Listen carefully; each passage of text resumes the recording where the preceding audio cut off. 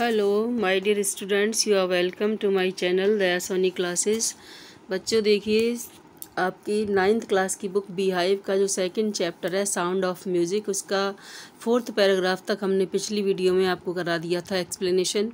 अब 5th period से start 5th passage से जो पैराग्राफ है उससे स्टार्ट करते हैं। तो let's start. And for all this, Evelyn won't accept any hint of heroic achievement. If you work hard and know where you are going, you will get there. And she got right to the top, the world's most sought after multi-percussionist with a mastery of some 1,000 instruments and heroic international schedule. देखिए, आपको बता रहे थे हम कि उन्होंने जो Evelyn थी, उन्होंने 3 साल के कोर्स में काफ़ी कुछ अवार्ड्स प्राप्त कर लिए थे। और उसके बाद है एंड फॉर ऑल दिस, और इस सब के लिए Evelyn won't accept any hint of heroic achievement.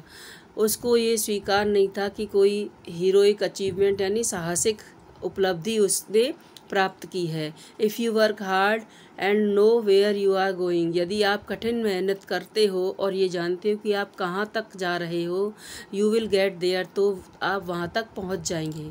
And she got right to the top, और निश्चित रूप से वो भी टॉप तक पहुँच गई।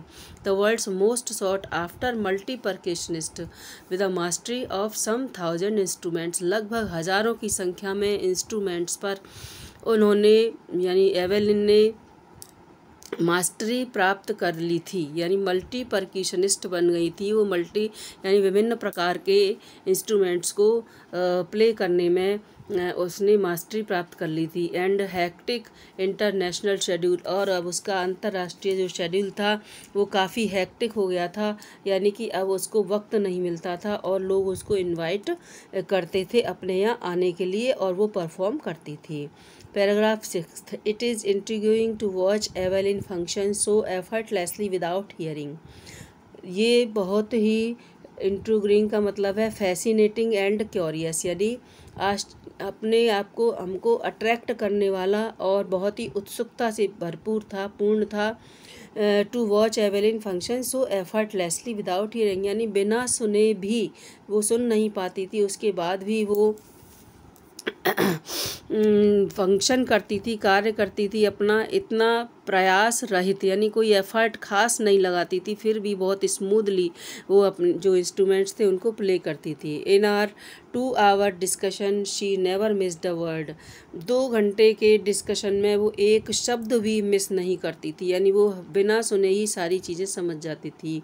Man with bushy beards give me trouble, she laughed, और वो हंसती थी कि जो बुश जैसी झाड़ी वाली जैसी दाढ़ी वाले जो लोग हैं वो मुझे परेशान करते हैं, यानी उनसे मुझे परेशानी होती है, और इस तरीके से कहकर वो हंस जाती थी। It is not just watching the lips, it's the whole face, especially the eyes. She speaks flawlessly with a Scottish lilt. My speech is clear because I could hear till I was 11, she says, but that doesn't explain how she managed to learn French and master basic Japanese.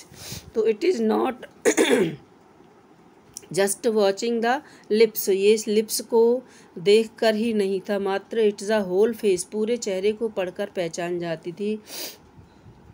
Specially with eyes, विशेष रूप से आँखों को देखकर। और वो बोलती थी she speaks flawlessly, यानी बिना किसी गलती के, वो बिना किसी मिस्टेक के वो बोलती थी। विद अ स्कॉटिश लिट, यानी कि जो स्कॉटिश लैंग्वेज है स्कॉटलैंड की, वो बोलती थी बिना किसी मिस्टेक के। माई स्पीच इज़ क्लियर, मेरी स्पीच क्लियर है, because I could hear till I was 11, क्योंकि मैं जब तक 11 साल की थी तब तक सुन सकती थी।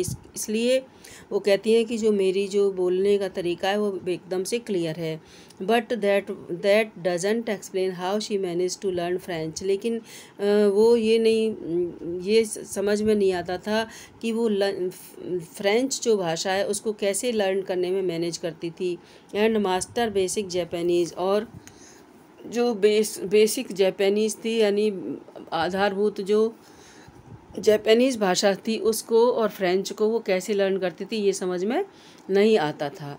पैराग्राफ 7 है, as for music she explains it pours it through every part of my body. और वो कहती है म्यूज़िक के बारे में, वो एक्सप्लेन करती है कि ये जो म्यूज़िक है वो मेरे अंदर, मेरी बॉडी के हर पार्ट से अंदर प्रवेश कर जाता है। It tingles in the skin, my cheek bones and even in my hair. और ये टिंगल्स का मतलब है बच्चों देखिए, कॉजेज अ स्लाइट प्रिकिंग और स्टिंजिंग सेंसेशन, यानी कि जो ऐसे हल्की चुभन सी होती है ना, इस टाइप की उसके अंदर, उसकी स्किन के अंदर होती थी। तो it tingles in the skin my cheek bones, skin में और मेरी चीक बोन्स में, जो गालों की ऊपर की हड्डियाँ होती हैं उनमें, और यहाँ तक कि मेरे बालों में भी ये चुभन टाइप की पैदा करती है, सेंसेशन पैदा करती है। When she plays the xylophone she can sense the sound passing up the stick into her finger tips. वो जब वो जाइलोफोन प्ले करती है तो शी कैन सेंस, वो महसूस कर सकती है, द साउंड जो आवाज़ है, passing up the stick into her finger tips, जो स्टिक में से पास होकर के उसके फिंगर के टिप्स पर जो आवाज़ आती थी उसको वो महसूस कर सकती थी। By leaning against the drums she can feel the resonance flowing into her body. और झुक कर के, लीन मीन्स होता है बच्चों झुकना, by leaning against the drums के जो के सहारे से झुककर वो फील कर सकती थी, जो रेजोनेंस है यानी गूंज है उसको, फ्लोइंग इनटू हर बॉडी, और जो गूंज उसकी बॉडी में होकर फ्लो हो रही थी उसको महसूस कर सकती थी। ऑन अ वुडन प्लेटफॉर्म, एक लकड़ी की प्लेटफॉर्म पर, शी रिमूव्स हर शूज, अपने जूते उतार देती थी, so that the vibration pass through her bare feet, जिससे कि वाइब्रेशन उसके नंगे पैरों के माध्यम से पास कर जाता था, एंड अप हर लेग्स, और ऊपर उसकी टांगों की तरफ उठ जाता था। 8th पैराग्राफ है बच्चों, not surprisingly Evelyn delights her audiences. इसमें कोई आश्चर्य की बात नहीं है कि वो अपने ऑडियंसेस को प्रसन्न करती थी, खुश करती थी। In 1991 she was presented with the Royal Philharmonic Society's prestigious soloist of the year award. इसमें कोई संदेह नहीं है कि 1991 में उसने, शी वॉज प्रेजेंटेड, उसको उपहार दिया गया था, अवार्ड दिया गया था, with the royal Philharmonic society का, जो प्रेस्टिजियस यानी शानदार, जो सोलोइस्ट है यानी अकेले प्ले करने वाले व्यक्ति को, जो सोलो परफॉर्मेंस देने वाले व्यक्ति को जो इनाम दिया जाता था वो दिया गया था ऑफ द ईयर उस साल का। सेज मास्टर परकिशनिस्ट जेम्स ब्लेड्स में, मास्टर परकिशनिस्ट जो तबला वादक जेम्स ब्लेड्स थे, वो कहते हैं God may have taken her hearing, God ने उसकी जो हियरिंग पावर है वो ले ली हो, but he has given her back something extra ordinary, लेकिन ईश्वर ने उसको कुछ ऐसा अद्वितीय या असाधारण उसको दे दिया है। वॉट ही हियर, जो कुछ भी वो सुनती है, शी फील्स, वो महसूस करती है, far more deeply than any of us, हम सभी लोगों की तुलना में ज़्यादा गहराई से महसूस करती है। That is why she expresses music so beautiful, यही कारण है कि वो म्यूज़िक को इतनी अच्छी तरीके से अभिव्यक्त कर सकती है। Evelyn confesses that she is something of a workaholic. Evelyn ये कन्फेस यानी एक्सेप्ट करना, स्वीकार करती है कि वो कुछ ऐसी है कि उसको, जिसको वर्केहोलिक कह सकते हैं। वर्केहोलिक यानी जो अपने काम में बहुत ज़्यादा रुचि रखने वाला व्यक्ति होता है, और is a person who finds it difficult to stop working, यानी जो काम किए बगैर रह नहीं सकता, जिसको कार्य करने में बहुत ज़्यादा रुचि होती है। आई हैव जस्ट गॉट, तो वो अपने आप को क्या कहती है, वर्केहोलिक कहती है। I have just got to work often harder than classical musicians, मैं इतना वर्क किया है मैंने अक्सर उन जो क्लासिकल म्यूजिशियंस होते थे उनकी तुलना में भी कहीं बहुत ज़्यादा। But the awards are come enormous, और लेकिन जो रिवार्ड्स हैं वो इनॉर्मस हैं, यानी वो भी बहुत ज़्यादा इसको मिले हैं। Apart from the regular concerts, Evelyn also gives free concerts in prisons and hospitals. देखिए, रेगुलर कंसर्ट्स जो देती थी, महासभा जो करती थी, वो उसके अलावा एवेलिन जेलों में और हॉस्पिटल्स में भी फ्री कंसर्ट किया करती थी। She also gives high priority to classes for young musicians. और जो नए जो बच्चे हुआ करते थे संगीत सीखने वाले, उनको वो बहुत ज़्यादा हाई प्रायोरिटी देती थी। And Rachlin of the Beethoven fund for deaf children says she is a shining inspiration for deaf children. They see that there is nowhere that they cannot go.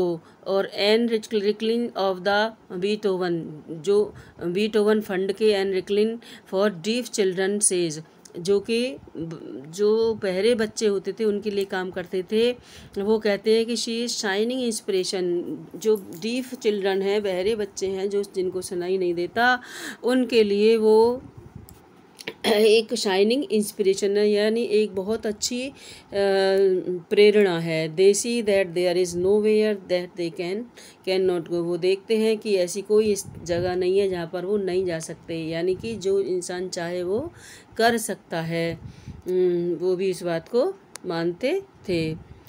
Evelyn Glennie has already accomplished more than most people twice her age. Evelyn Glennie ने पहले से ही already accomplished more than प्राप्त कर लिया था उन लोगों के से जो उसकी उम्र में डबल हुआ करते थे, यानी उसकी उम्र से दुगने उम्र वालों से ज़्यादा उसने प्राप्त कर लिया था। She had brought percussion to the front of the orchestra and demonstrated that it can be very moving.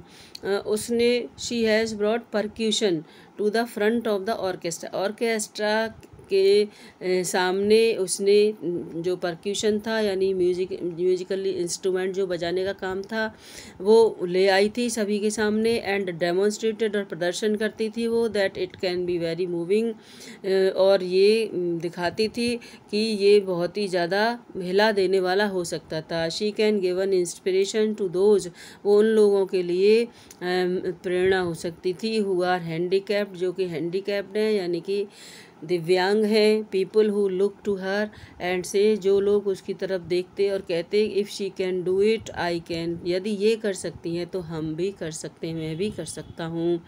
And not the least, और इससे भी कम, she has given enormous pleasure to, not the least यानी इससे भी ज़्यादा बात ये थी कि she has given enormous pleasure to millions, लाखों लोगों को उसने बहुत ज़्यादा आनंद दिया था। तो ये डेबोरा ग्लोई के द्वारा गोली के द्वारा लिखा हुआ चैप्टर था, द साउंड ऑफ म्यूज़िक, जिसमें एक बहरी बच्ची जो कि सुन नहीं पाती थी कितना कुछ कर जाती है अपनी लाइफ में।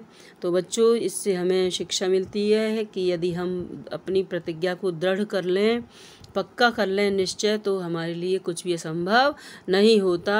और हम अपनी खुशी के लिए तो क्या, दूसरों को भी कुछ दुनिया को भी दे सकते हैं यदि हम एक दृढ़ प्रतिज्ञ व्यक्ति बन जाएं। तो इसके साथ ही हमारा ये चैप्टर बच्चों फिनिश होता है।